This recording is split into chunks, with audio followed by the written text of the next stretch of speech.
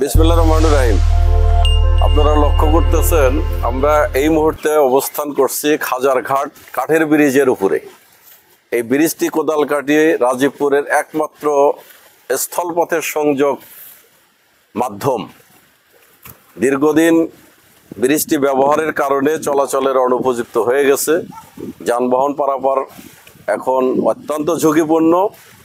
এই অবস্থায় আমাদের কোদালকাটির বিএনপির নেতা আমিনুর রহমান মাস্টার, উনি একজন সমাজসেবী।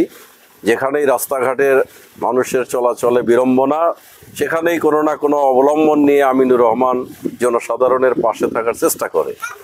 এই ব্রিজটি তার ব্যক্তিগত প্রচেষ্টায় এখন পারাপারের জন্য যাতে নিরাপদ হয়, মানুষ যাতে এখান থেকে কোনো দুর্ঘটনার শিকার না হয়, সে কারণে উনি ব্যক্তিগত উদ্যোগে ওনার নিজস্ব অর্থায়নে এই ব্রিজ মেরামতের কাজে অংশগ্রহণ করছেন। নিঃসন্দেহে এটি একটি প্রশংসনীয় উদ্যোগ। আমরা সবাইকে এই জাতীয় সামাজিক কর্মকাণ্ডে সম্পৃক্ত হয়ে বেশি বেশি করে গণমানুষের কল্যাণের জন্য তাদের পাশে থাকব, এই প্রত্যাশা প্রত্যয় আমরা রাখতে চাই। আপনাদের সবাইকে ধন্যবাদ।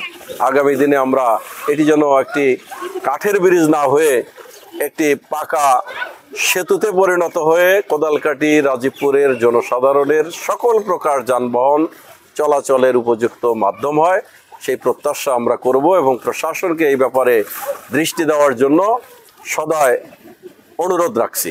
সবাইকে ধন্যবাদ।